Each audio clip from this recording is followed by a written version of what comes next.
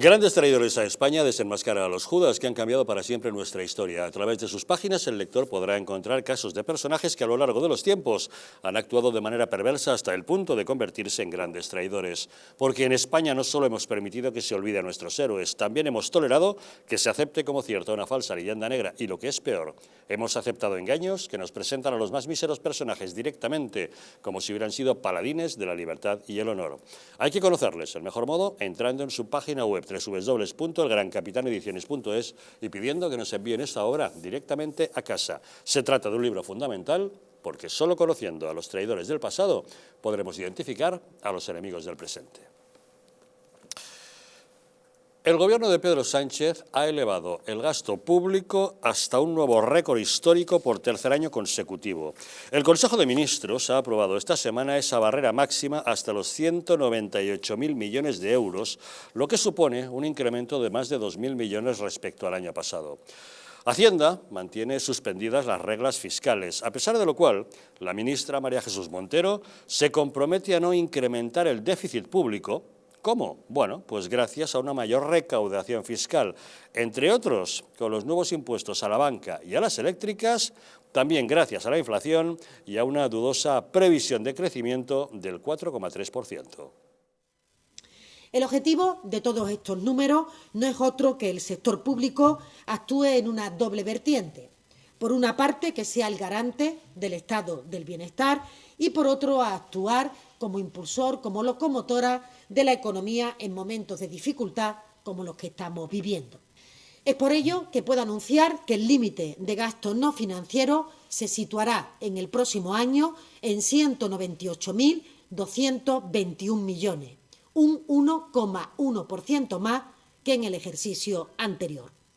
Esto significa alcanzar una cifra récord, aunque, como hemos visto, ello no impedirá que sigamos reduciendo nuestro desequilibrio.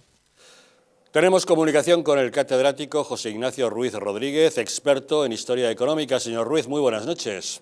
Buenas noches. ¿Qué le parece que el Gobierno, con la grave situación que estamos pasando y que nos pide esfuerzos a los españoles, no decida reducir el gasto público? Bueno, lo que me parece es que está en la línea de lo que se viene haciendo ya desde hace mucho tiempo. Si analizamos la estructura económica española, que es la que es, con un sector, pues, con un sector primario pequeño, un sector secundario también no muy grande y un sector de servicios muy notable, vemos que el sector público ahí pesa muchísimo y trata de darnos servicios y darnos satisfacción para cuestiones de financiación y todo esto, y vemos que el resultado pues no es lo eficiente que debería ser, y a todo eso se recurre aumentando todavía mucho más el gasto. Pero está dentro de lo que puede ser la tradición de lo que es nuestra estructura económica, en el que el sector público pesa mucho, pesa muchísimo, o podríamos decir que pesa demasiado. ¿Y considera usted que es lícito para combatir el déficit subirnos los impuestos? Bueno, obviamente no, es una barbaridad, ¿no? Esto es una barbaridad porque en cualquier economía medianamente sensata, pues de lo que se trata es de ajustar el ingreso y el gasto. Es decir, si el ingreso es el que es, pues tenemos que hacer el gasto que se tiene que hacer. Eso lo hace cualquier economía doméstica y lo hace cualquier sistema económico racional, ¿no? Y bueno, hay sistemas que esto lo aplican más, ¿no? Bueno, hay algunas ideologías, algunos sistemas políticos que se apoyan en unos criterios que creen que sangrando más al contribuyente, pues que dan más servicios. Está la demagogia, ¿no?, propia de estos sistemas. Esto resulta muy demagógico. En realidad, subir los impuestos, como todo el mundo sabe, claro que hay que dar servicios públicos y que eso tiene un coste, pero ese servicio público tiene que ser eficiente, tiene que ser eficaz, se tiene que dar con satisfacción. El Estado es el que es y tiene que estar dimensionado como tiene que estar dimensionado para no ser un lastre para la sociedad que tira de él. Cuando se tira de impuestos, pues naturalmente se está detrayendo capital, se está atacando al ahorro, y al atacar el ahorro, naturalmente, eso afecta directamente a la inversión. Y si afecta a la inversión, naturalmente eso tiene como consecuencia un incremento del paro. Por tanto, ya es sabido, esto es conocido, todos los economistas lo saben, ¿no?, que el equilibrio entre ingreso y gasto hay que tenerlo. El impuesto hay que ponerlo, pero el impuesto de una manera que no afecte naturalmente al ahorro, que no desincentive el trabajo y que no desincentive, pues naturalmente, pues esa inversión. Esto parece que es de cajón y parece que es lógica. Repetir esto ya resulta bastante casi cacofónico, ¿no? Pero hay, a pesar de todo, poderes públicos, como en el caso de España, nuestro gobierno, claramente, pues que hace gala de esto, ¿no? Y sectores más a la izquierda todavía que incluso creen que hay que estrujar más al contribuyente. Esto es una monstruosidad, es una barbaridad. Esto no se justifica por nada, ni por el servicio, ni que se lo pongan a los ricos, ni que se lo digan que se lo ponen a los que más pueden. El impuesto tiene que tener una lógica y, por lo tanto, ya pagamos muchísimo de IRPF, pagamos muchísimo de impuestos indirectos. Si sumamos el IRPF, contribución de la renta directa, que hacemos, que suponen un sueldo medio de unos 23.000 euros, digamos, ¿no? Que supone un 32% más los impuestos indirectos, que estarían cerca del 18%, nos situamos fácilmente en un 50%. Quiere decir que en un salario medio de 24.000 euros a 2.000 euros por mes, si se quedan en 1.000 euros para hacer frente a la vivienda, a la alimentación, a las tasas municipales, a otros tipos de gastos que también tenemos impuestos, verdaderamente el contribuyente se convierte en una esponja, ¿no? Y el Estado se convierte en un depredador. Sí, pero no parece que tenga mucho remedio. Tenga usted en cuenta que los ciudadanos, por ejemplo, en este momento estamos pagando elevadísimas facturas de la electricidad, del gas, de los combustibles a la hora de llenar el depósito del coche. Ahora, el nuevo impuesto a la banca y a las eléctricas nos puede encarecer todavía más los recibos, a pesar de que la vicepresidenta Yolanda Díaz asegura que estas empresas no tienen que repercutirnos el coste. Así lo decía. Quiero pensar que las entidades financieras y las eléctricas en mi país van a ser, desde luego, serias, corresponsables, van a tener altura de miras con su país y sabiendo que hay una guerra en Ucrania, desde luego estoy segura que van a ser ejemplares. Señor Ruiz, no parece mucha garantía, ¿no?, ese simple deseo expresado por la vicepresidenta. Bueno, es que muchas veces parece que oímos hablar a gente que, aunque se quiere llenar de argumentos racionales, verdaderamente parece que desconocen cuestiones tan básicas y tan elementales como es el valor de las cosas, ¿no? El valor de las cosas y el valor de cualquier mercancía, de cualquier servicio, está sujeto a unos costes de producción.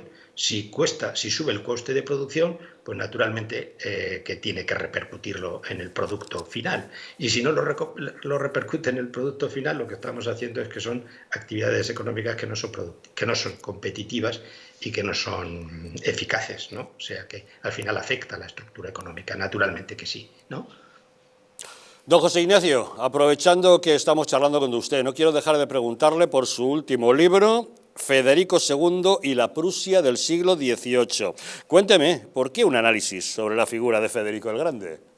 Bueno, esto fue una petición de una editorial de un personaje que muy señero de la ilustración, ¿no? De la ilustración europea, ¿no? Del Aufklärung, como dicen en el mundo alemán, ¿no? Y por tanto, pues ha sido una figura muy relevante que la utilizó luego mucho el liberalismo del siglo XIX y el liberalismo, bueno, sí, las monarquías, diríamos, liberales, digamos, ¿no? Como ejemplo de lo que era un déspota ilustrado que hacía todo por el pueblo, como se dice normalmente, pero sin el pueblo. Verdaderamente era un déspota ilustrado, ¿no? Era un déspota ilustrado, pero era un tirano y era un hombre muy listo, casi rayando en la sabiduría, era sabio, pero cuando él ejerció el poder lo ejerció de una manera más que despótica, sino incluso tiránica, y no fue el personaje que la historiografía nos ha legado de brillantez como político, quiero decir, no como intelectual, y fue una persona que estaba más prisionero de la vanidad y del poder. Refleja y representa muy bien cómo hoy se entiende mucho la política desde esa vanidad o de ese narcisismo que actualmente está tan en boga y en el que triunfan tantos y tantos políticos de nuestro tiempo y del tiempo pasado. Por tanto, también es una lección histórica para que nos entendamos mejor en lo que nos pasa en el presente, aunque se revistan con otras pieles. ¿Y qué enseñanzas podemos extraer de ese espíritu emprendedor de los Hohenzollern en los tiempos de hoy en día, cuando estamos con esta crisis de Estado y de valores? Bueno, eso sí que es interesante, porque una de las cosas que explico en el libro es que quien construyó el Estado moderno, digamos, el Estado en Prusia, pues fue su abuelo, Federico I y su padre Federico Guillermo, que también era un hombre de armas tomar y también tenía elementos de energúmeno, ¿no? Pero fueron los grandes constructores del Estado. Él se enfrentó y negaba esto. Él cuando era intelectual y era un joven príncipe, pues lo que le gustaba era pues, la poesía, la música, la literatura, leía de todo. Y se oponía a casi todo lo que era el ejercicio del poder. Incluso escribió un libro que se llamaba El Antimaquiavelo, ¿no? Y luego cuando él llegó al poder, todo aquello que él había dicho antes de estar en el poder y ser un príncipe que se peleaba con su padre, que odiaba a su padre y con el que se enfrentó y huyó de las manos de su padre, al final se convirtió en un grandísimo tirano. Se convirtió en un grandísimo tirano y podríamos decir casi que a Maquiavelo lo dejó en mantillas, ¿no? El Antimaquiavelo que escribió como intelectual no tuvo nada que ver con el ejercicio del poder cuando él lo desempeñó. Más que interesante y recomendada su lectura. Don José Ignacio Ruiz Rodríguez, especialista en Historia Económica, muchísimas gracias por habernos acompañado en Los Intocables. Pues muchísimas gracias. Un saludo, hasta una próxima ocasión. Don Hugo, vamos a ver, subida del gasto hasta techos estratosféricos, nada de ahorro, ¿eh? Yo no soy un doctor en economía, así como Siqueiro Sánchez, ese doctorado en economía, pero vamos, a mí mi lógica aplastante me dice, si yo me estoy ganando, imagínate, todo lo que gano yo cada día, gano 20.000 euros al día, bien, si en vez de ganar 20.000 euros al día, ahora con la desaceleración económica que está habiendo a nivel macro, empiezo a ganar, pues ponle 3.000 euros al día, hombre, mi lógica me dice que lo mejor en este contexto de desaceleración económica no es aumentar el gasto, será contener el gasto, será ahorrar. Y de esa forma es como efectivamente se puede bajar el déficit. Es decir, el déficit no se baja aumentando el gasto público, el déficit se baja y la deuda, por tanto, se baja conteniendo el gasto público. Pero como recauda más por impuestos... Pues ya está, es el problema. Pero claro, recauda más por impuestos y ¿qué hace? No deflacta el IRPF. Es decir, es que es una lógica verdaderamente absurda y que desde luego afecta y es evidentemente negativo para todos aquellos que dicen defender. O sea, es negativo para todos aquellos que tienen una menor renta. O sea, si tú no deflactas el IRPF, la consecuencia es que tú tengas menos dinero en tu bolsillo. Entonces, claro, ¿qué hace el gobierno? Bueno, pues como está en récord histórico, ha recaudado ya 15.000 o 5.000, entre 5.000 y 15.000 millones más de lo que ya estaba previsto para recaudar este año. Entonces, como está en récord en máximos de recaudación, pues lo que hace es, bueno, pues mira, sigo gastando, sigo aumentando el gasto público, no deflacto el IRPF, no bajo, por tanto, los despilfarros, 60.000 millones de gastos superfluos. No olvidemos este dato. Y ese es el problema. Pero insisto, estamos en desaceleración económica, algo que hasta el propio gobierno lo pone manifiesto. Veíamos que se está ahora conformando la base de los presupuestos generales del año próximo, del año 2023, ese techo de gasto no financiero. Bueno, pues en ese techo de gasto no financiero, que se suma además a las previsiones que ya está haciendo el gobierno, son previsiones a la baja. Previsiones que se suman a lo que decía Bruselas, a lo que decía el Banco BBVA, es decir, no hay organismo nacional o internacional y el propio gobierno que diga que va a haber una aceleración económica el año que viene, no, va a haber una desaceleración económica. Entonces, insisto, no hay que ser doctos en economía para darse cuenta que efectivamente, vamos, pues ante este contexto lo que hay que hacer es bajar el gasto público y no subirlo. O sea, es que es verdaderamente alucinante. Bueno, yo voy a tomar algo como que del primer bloque del programa de hoy, ¿verdad? Y recordarnos de esos 680 millones de euros que se han robado. Del escándalo de los seres de Andalucía. Fíjense, cuando usted pone mucho dinero en manos de muy pocas personas, está ofreciendo todos los incentivos necesarios para que la corrupción campee a sus anchas. Y cada vez que a mí hay personas acá, recuerdo hace poco que me decían, ¿cómo se pagan los maestros? ¿Cómo se pagan los bomberos? ¿Cómo se pagan los médicos? Pues bueno, le digo que, ¿cuánto fue la cifra que dijiste, Hugo? 60.000 millones de euros. Según el Instituto de Estudios Económicos, se cifra en 60.000 millones de euros el gasto improductivo de este gobierno. Y esto significa, traducido, que si mañana dejamos de gastar 60.000 millones de euros, que nadie lo va a notar. Nadie lo va a notar. Que nadie lo va a notar. Yo lo digo de otra manera. No se va a dejar de producir una barra de pan en España porque se dejen de gastar esos 60.000 millones Así de euros. es, correcto. Entonces, volviendo al primer bloque, cuando Hugo citaba el artículo 8 del Código de Ética del socialismo, es que el socialismo no tiene ética porque el socialismo funciona así. No es que cuando llegan, es que cuando llegan ya tienen todos los incentivos necesarios para corromperse y hacer ese tipo de cosas. Y sobre todo para gastar dinero en cosas tan necesarias en medio de esta crisis como lanzar una campaña de gordas en bikini en la playa. Manda tú, ¿ok? No lo voy a decir porque ese es el tipo de cosas que la gente tiene que pensar cuando vaya a votar y cuando le salir a protestar de una vez. Porque ojo, nada contra las personas que tienen esos gustos, pero regan de dinero al Kogan y a cuanta cuestión hay y se meten, no sé, 100.000 personas en la marcha del orgullo LGBT aquí en Madrid, pero nadie sale a protestar porque hay 60.000 millones de euros en gasto superfluo, porque el litro de gasóleo está a 2 euros, porque la factura de la luz, y acuérdense cuando termine el verano que las facturas llegan bimensuales, porque la factura de la luz llegue, ¿cómo nos va a llegar? Para eso nadie se moviliza. ¿Por qué? Porque la otra parte de esto es la siguiente. Le mandan un sablazo a quienes, a los que queremos trabajar, a los autónomos. Y entonces que se incrementa la dependencia del Estado. Y cuando tú dependes del Estado, sea vía pensiones, que jamás las van a poder subir en arreglo a la inflación, porque eso es una mentira del señor Escrivá, más grande que la Catedral de la Almudena. Cuando tú dependes de un ingreso mínimo vital, los pocos a quienes le hayan llegado, o cuando eres empleado del gobierno, empleado público, pues no te queda otra que hacer mutis y callar, así no llegues a fin de mes. Entonces, ¿a quiénes se cargan? A los que producen por sí mismos. ¿Para qué? Para que tengan que pasar a formar parte del aparato de dependencia del Estado. Y así nos va, así estamos. ¿Cómo dices tú? Tan ricamente. Tan ricamente. Tan ricamente. Bueno, pero es que no hay mucho más que añadir. Es que al final es que los datos no van al compás de lo que dice el gobierno. O sea, es que la economía son números. O sea, es que esto no, o sea, no hay discusión posible en el sentido de que se desaceleración económica, la hay. Sí hay discusión. Todos los organismos internacionales revisan a la baja sus previsiones de crecimiento, pero el gobierno, bueno, hasta anteayer mantenía que íbamos a crecer un 7%.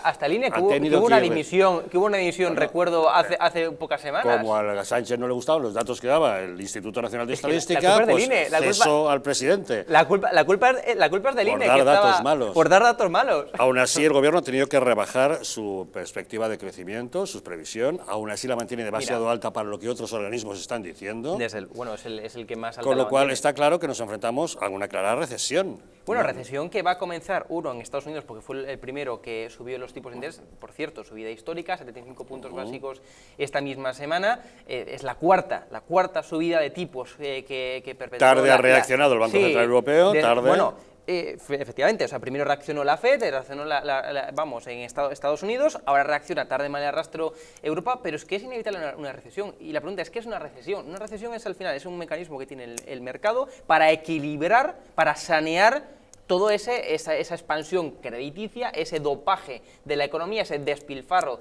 digamos, del dinero, ese aumento de la masa monetaria, y es la única forma, la única herramienta que tiene el mercado para equilibrar todo. Es decir, es que no estábamos viviendo en una economía real, estábamos viviendo en una economía dopada, estábamos viviendo en una economía en donde la inflación en términos económicos es al final el aumento de la masa monetaria.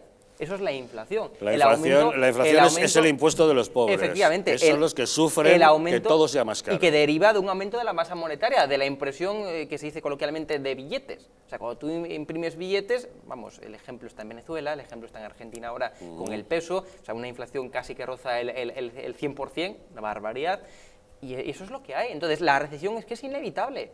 Y la recesión va a comenzar seguramente en Alemania. Alemania está, en Europa concretamente, va a comenzar en Alemania. Alemania está a puntito de entrar en recesión. Como se le corte el suministro de gas, entra en recesión sí o sí seguro. El problema de España es caer en la estanflación. Bueno, en la estanflación ya estamos. Porque estamos efectivamente con una inflación elevadísima, con un escasísimo crecimiento. Y con un desempleo, mejor dicho, altísimo. Con un desempleo alto. Son esos tres factores. A pesar de que hoy se vanagloreaba el gobierno de que el último dato ha sido a la baja, estamos todavía por encima de un 12%. Es que es inevitable, es inevitable, estamos en esta inflación ya por mucho que diga, la COE ya habla abiertamente de esta inflación, lo que pasa es que claro, como son tanto esta inflación como la recesión son temas tabús, pues claro, no se habla demasiado, pero es que esta inflación y ya estamos, digan lo que digan, el gobierno, digan lo que digan los analistas, estamos en esta inflación y la recesión va a ser inevitable.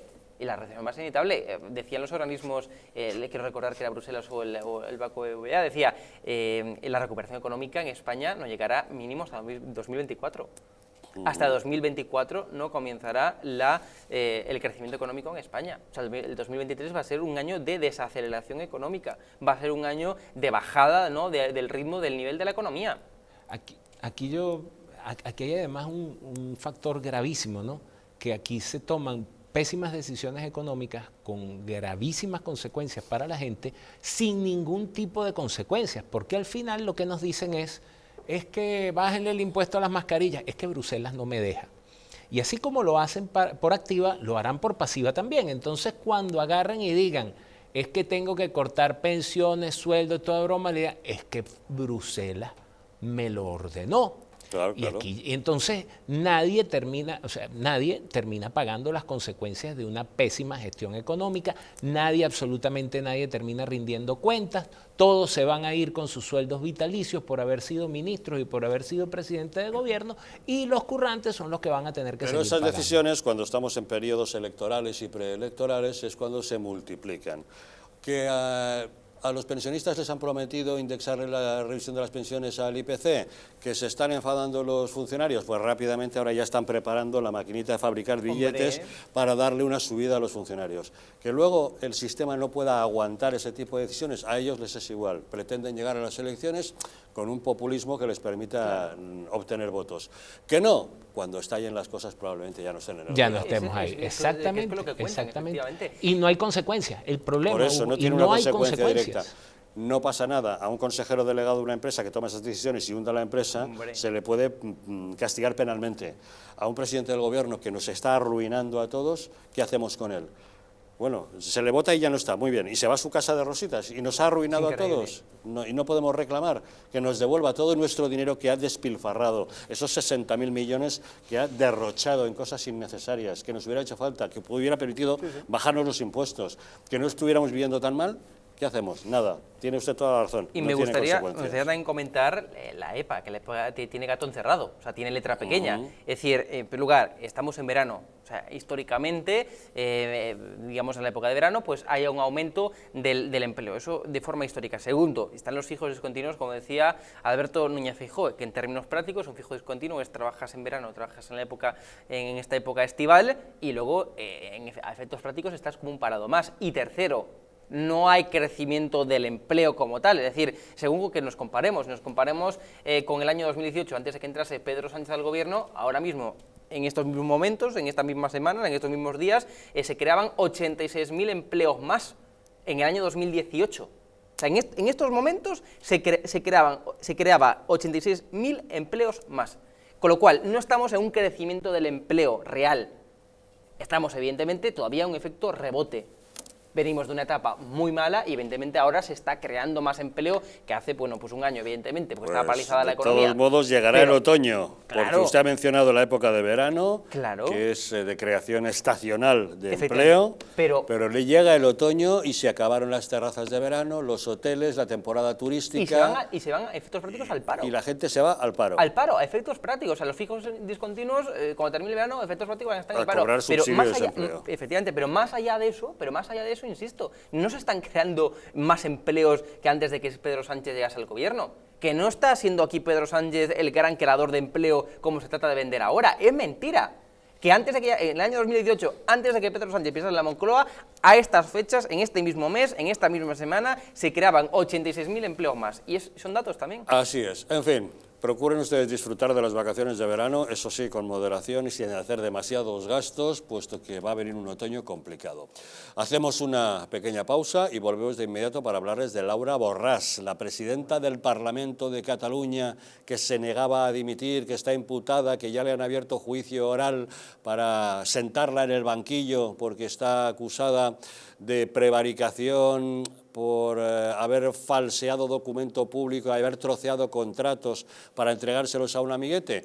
Esa que decía, no, yo no dimito, efectivamente, hoy mismo insistía, no he dimitido, me han suspendido, así ha sido. La mesa del Parlamento de Cataluña la ha suspendido como presidenta del Parlamento y le ha retirado todas sus funciones y obligaciones como diputada. Eso sí, mantiene el acta de diputada, pero no va a cobrar el sueldo, ni va a poder hacer nada como diputada, pero quiere mantener el acta, pero ya no es la presidenta de la Cámara catalana. Y la han tumbado los de la mesa, que son sus teóricos amigos, del PSC, de Esquerra Republicana y de la CUP. Ella, como saben, es de Junts per Catalunya, de los más radicales, y resulta que hay una nueva división entre separatistas. Pausa y les contamos.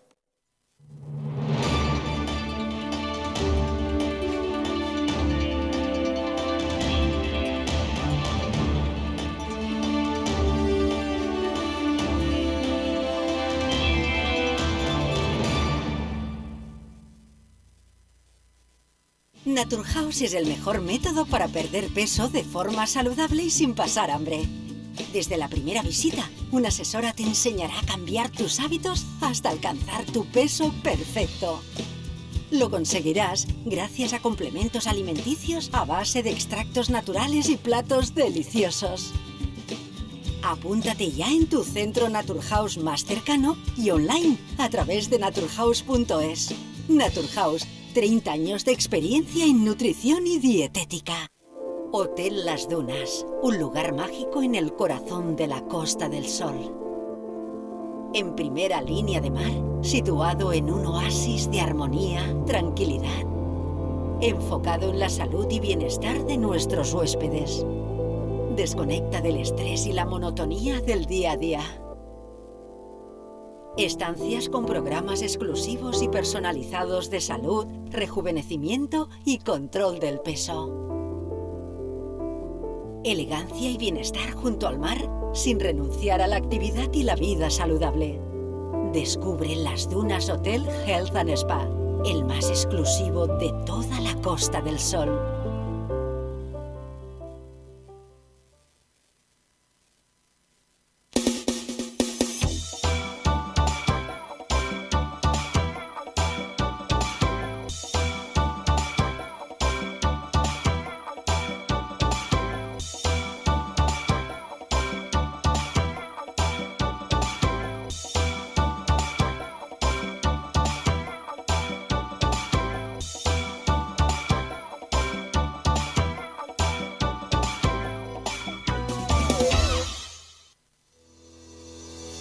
En Parafarmacia Mundo Natural encontrarás más de 25.000 productos de las principales marcas. Complementos alimenticios, alimentación bio y cosmética natural al mejor precio y con el asesoramiento de un gran equipo. Además, regalo seguro por compras superiores a 70 euros. No lo dudes. Visítanos o haz tu pedido en el 914460000 y en parafarmaciamundonatural.es. ¿Estamos en un auténtico Estado democrático o estamos en una partitocracia? Porque este programa se hace para ustedes.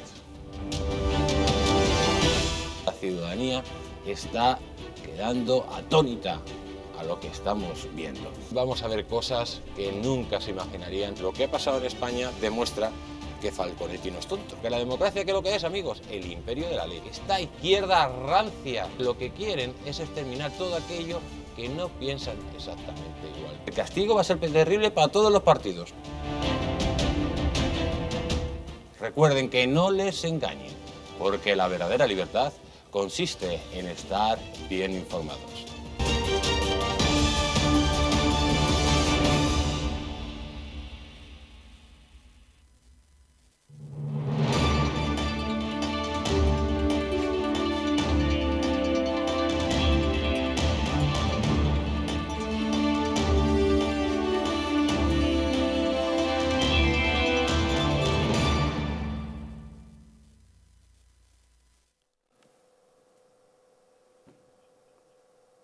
El principal riesgo de tener alto el colesterol son las enfermedades cardiovasculares. Existen determinados factores que pueden influir a la hora de padecerlo.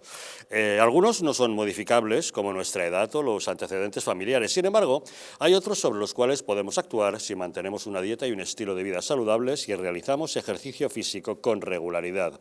Divecol Forte de Mundo Natural es un complemento alimenticio que incorpora la coenzima Q10 y el extracto de cardo mariano, así como levadura de arroz rojo y también fitoesteroles vegetales concentrados que contribuyen a mantener niveles normales de colesterol sanguíneo. Así que quédate en casa con Divecol Forte de Mundo Natural, de venta en parafarmacias y tiendas especializadas en el teléfono 914460000 o en su página web parafarmaciamundonatural.es.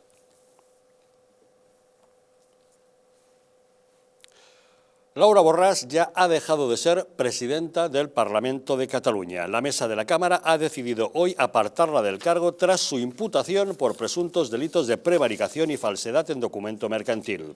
La dirigente de Junts per Catalunya se sentará en el banquillo por haber fraccionado contratos cuando dirigía la institución de las letras catalanas para favorecer a un amigo. La suspensión de Borràs ha sido apoyada por Esquerra Republicana, el PSC y la CUP. Ella no ha dimitido, la han suspendido. A los miembros de la mesa por estos partidos les ha llamado hipòcritas y ha dicho que han venido vestidos de jueces y no de diputados. Jo no dimiteixo. La mesa del Parlament ha acordat la suspensió dels drets i deures parlamentaris de la seva presidenta. M'ho impedeixen uns diputats que han vingut vestits de jutges hipòcrites. Los activistas de Junts per Catalunya se han concentrado a las puertas del Parlament en una intención de presionar a la reunión de la mesa. Argumentan, tal como ha venido diciendo la propia Laura Borràs, que todo obedece a una persecución política. La persecució de la qual he estat objecte durant tot aquest temps en què s'ha estat associant injustament el meu nom, la meva persona, amb delictes gravíssims com el delicte de malversació de cabals públics i de frau a l'administració. Vemos que hay tensión entre los partidos nacionalistas de Cataluña, entre Esquerra Republicana, entre Junts per Catalunya, mientras Pedro Sánchez sigue haciendo concesiones al separatismo. Ayer, la mesa de diálogo entre la Generalitat y el Gobierno central acordó convertir el catalán en lengua oficial en el Senado, de tal manera que harán falta traductores e intérpretes para que los parlamentarios, siendo todos españoles, puedan entenderse entre ellos. Además, el Gobierno de Sánchez apoya a los separatistas en su desafío a la justicia y no recurrirá el decretazo de la Generalitat con el que evita cumplir la sentencia que exige un 25% de clases en español. El ministro Félix Bolaños fue quien puso rostro a esa sumisión del Gobierno ante una consejera de la Generalitat, Laura Vilagrà, que, eufórica, dijo que esto no es más que el principio para alcanzar un referéndum de independencia para Cataluña. Hemos alcanzado hoy dos acuerdos muy importantes en opinión del Gobierno de España. El primero, un acuerdo para superar la judicialización de la política y para reforzar las garantías del diálogo. Y un segundo acuerdo para la protección y el impulso de la lengua catalana. Este es un primer paso para orientar decididamente el proceso de negociación de la resolución del conflicto político, un primer paso que se da habitualmente en procesos similares a nivel internacional. Pero también se ha puesto de manifiesto, se puso y hoy también, que necesitamos abordar la carpeta que nosotros decimos de evitar la judicialización o superar la represión, que en este momento pues, se está produciendo aún con prisión, con exilio, con inhabilitaciones, multas o multitud de causas abiertas. Y en este sentido, en un marco democrático se permite pues, el derecho de autodeterminación. Y como ven, las concesiones continúan. Don Pedro Luis. Bueno, aquí vemos un patrón de conducta recurrente, ¿no? Que aplica tanto para Pedro Sánchez justificando a Chávez y a Griñán como para la señora Borràs en Cataluña. Es que delinquen y sacan pecho. Y tratan de hacernos creer que no hicimos lo que en realidad hicimos, sino que ustedes están todos confundidos y me están persiguiendo y son todos unos malucos que quieren verme a mí pasarla mal. Bueno, eso ya nos han acostumbrado. Cada vez que a alguien le pillan que ha metido la mano donde no debe, dice, todo es una conspiración política contra mí, una persecución. El otro problema gravísimo que estamos viendo en esta situación es que una mesa de diálogo como si este fuese un gobierno y aquel fuese otro que es otra cosa que no depende de este gobierno. Es una mesa de diálogo entre el brazo y el cuerpo. Exacto, buenísimo, te compro ese ejemplo, entre el brazo y el cuerpo. Entonces, esto se está permitiendo y se está normalizando y además con unos individuos tan infames como el señor Bolaño, que parece que no tener escrúpulos en lamerle las botas por más barro que tengan a quien se las ponga delante, ¿verdad? Con tal de perseguir unos objetivos que yo he definido como la destrucción de España a cambio de no sé qué, pero de lo que sí estoy convencido es que no sé con cuáles objetivos avanzan en ese plan y no hay nadie que los detenga. Es gravísimo lo que está pasando porque, de paso, cualquier estimación o cálculo que hayan hecho los separatistas, sediciosos, delincuentes catalanes, que quieren separar una parte de España del reino de España como tal, cualquier cálculo que hayan hecho de lo que les costaría lograr sus oscuros objetivos, parece que no va a ser necesario emplear toda la fuerza y todos los recursos que hubiesen pensado necesitarían, porque cuentan en España con un gobierno mindungui y pusilánime que parece estarle haciendo las cosas muchísimo más fáciles.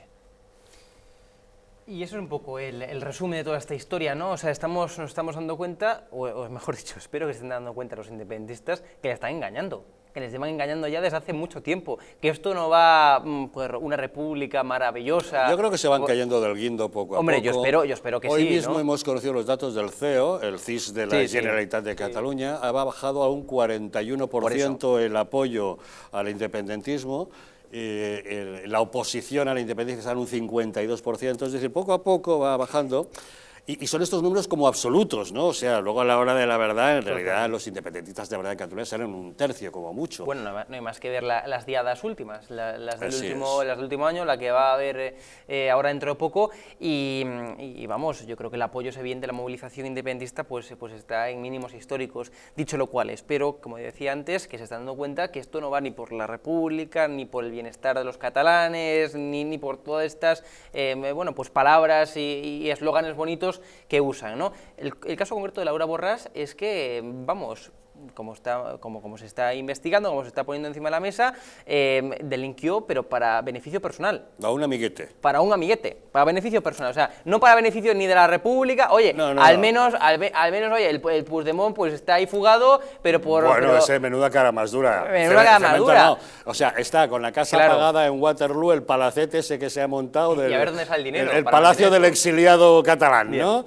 ¿Quién está pagando el tren de vida que lleva? Porque este señor no tiene un sueldo, ¿no? Esa pregunta. Pero esta gente al final pues ha malversado, ha delinquido, ha declarado, ha cometido sedición como están juzgados, pero oye, al menos era por un objetivo político, ¿no? Es decir, sí, lo venden. Sí, lo vende para un objetivo político, pero que Laura Borràs no tenía ningún objetivo político, vamos, ni el más mínimo. Don Hugo, los Puyol también decían que era por Cataluña y todo era la buchaca, ¿eh? Desde luego. Y decían que era por Cataluña, o sea, pero vamos, cuidado, que están dentro de un entorno político, ¿no? Del entorno de la independencia, ¿no? Se marcan eso, pero es que lo de Laura Borràs... Esto es descarado, ¿no? Lo de Laura Borràs es que es descarado. Es que no tiene nada que ver ni con la independencia, ni con Cataluña de no sé qué, ni con los independientes, o sea, nada que ver. O sea, era para beneficio personal, para un amiguete, vamos, pero para beneficio personal, para su núcleo. O sea, y esto yo creo que, insisto, espero que se den cuenta los independentistas de a quién tienen como faros, como guías. Bueno, le han dejado caer los suyos propios, los de Esquerra Republicana y los de la CUP.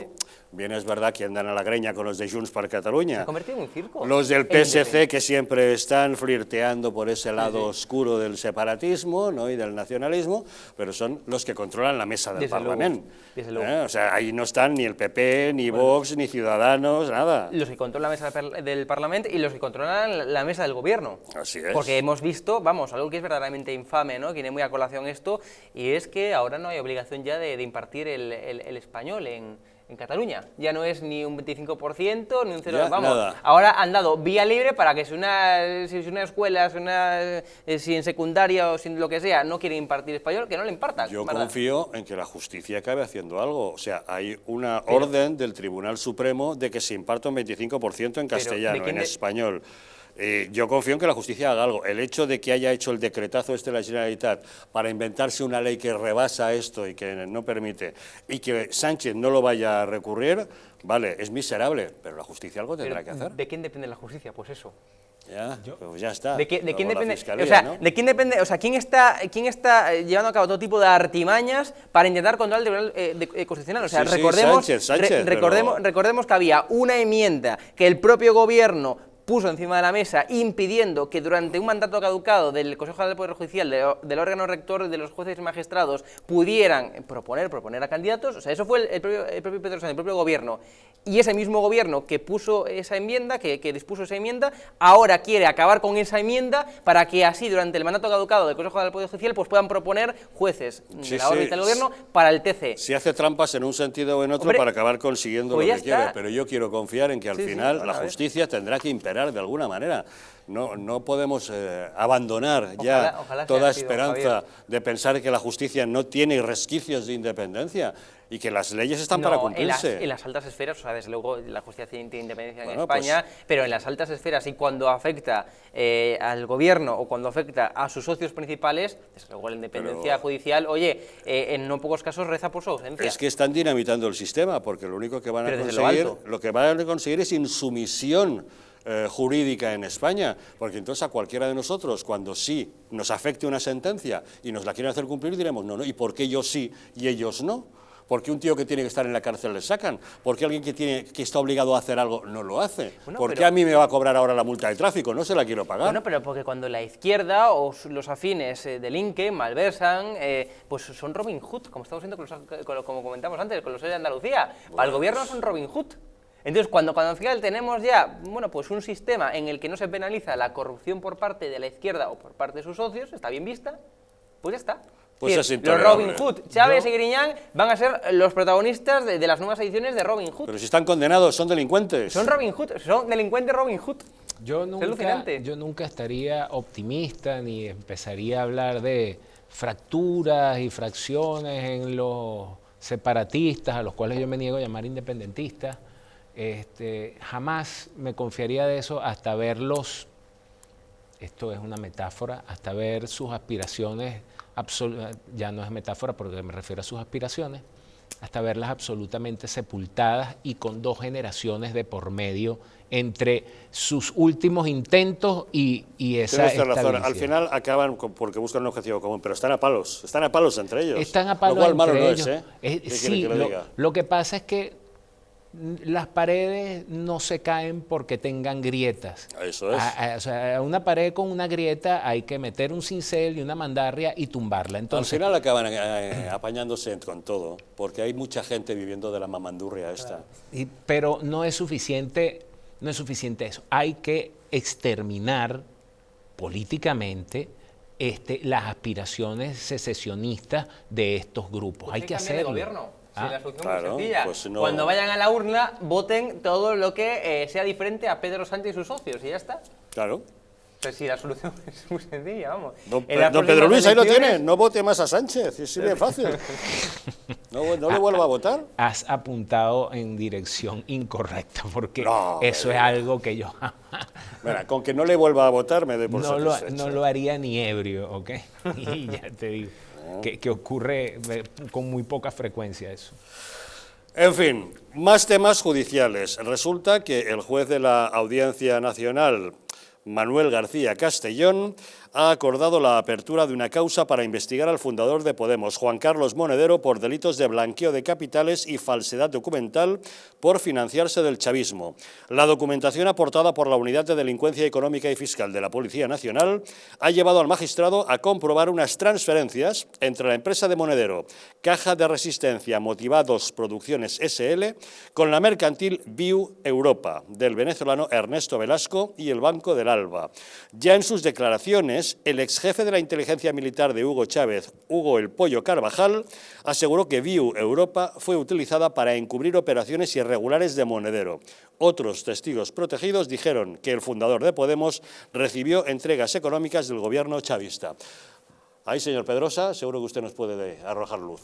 Bueno, yo tengo un libro publicado que se llama Así se exportó la revolución, pueden conseguirlo en Amazon. Ahí yo describo, en realidad cuando lo hice describí muy tangencialmente la relación entre el gobierno, entre la tiranía chavista con ese incipiente movimiento de chavales de coleta y de universidad que es hoy Unidas Podemos. Yo deseo de verdad que el señor billetero pague por todo lo que le ha quitado al pueblo venezolano, que por fin alguien termine de demostrar la vinculación de este individuo y de todo su séquito de lamebotas con una financiación absolutamente ilegal en España y que significó un expolio para los venezolanos, por supuesto, expolio para los venezolanos, no para su tiranía, que se ocupó de exportar la revolución a fuerza de realazo y de billete por todo el planeta. O sea, ¿usted cree que se va a acabar demostrando? Y lo que dijo el Hugo, el Pollo Carvajal, era todo verídico. Es que no sé por qué no ha seguido pillando el pollo. O sea, ¿qué estará pasando? Pilla por beneficio. ¿Ah? Efectivamente. Pilla por beneficio, el pollo pilla por beneficio, las cosas como son. Yo creo que aquí hay, o sea, ahora mismo ¿Qué diario me estaban pasando, ¿no? Han publicado un editorial, yo creo que fantástico, y es 92 cuentas. Son unas cuentas bancarias que tiene el anticapitalista Juan Carlos Monedero. 92 cuentas bancarias, ¿eh? O sea, vamos, récord absoluto, yo creo, de cuentas bancarias, el anticapitalista Monedero. Bueno, pues yo creo que no hay más comentarios. Es decir, así reza el editorial de ¿Qué diario en estos momentos?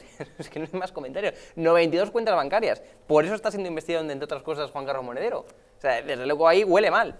Pues nada, pues que siga la investigación y si tiene que salir algo que salga, si son inocentes y no son culpables de nada, pues que se demuestre y no pasa la presunción de inocencia. Pero, bueno, lo están investigando, puesto que el juez García Castellón ha visto indicios de alguna irregularidad. Que vaya adelante con sus investigaciones. Don Pedro Luis Pedrosa, gracias por habernos acompañado. Gracias a usted, don Javier. Gracias, Hugo Pereira, por haber estado con placer, nosotros. un placer. Gracias también a todos ustedes un día más por acompañarnos. No se vayan lejos, que esta noche tenemos peliculón. Superagente 86 ataca de nuevo. ¿Se acuerdan ustedes de Maxwell Smart? Ese hombre al que daba vida en la pantalla Don Adams y su esposa, la agente 99, que era Bárbara Feldon. Bueno, pues a Maxwell Smart, el superagente 86, le hacen un nuevo encargo porque Caos vuelve a ser una amenaza, en esta ocasión mediante una máquina del tiempo. Le dicen que la información es reservada, que no se la puede contar a nadie, pero se la cuenta a su esposa 99 y al final los dos se ven involucrados luchando contra estos archienemigos. Que disfruten ustedes de la película, que nosotros les esperamos mañana nuevamente aquí, en Los Intocables.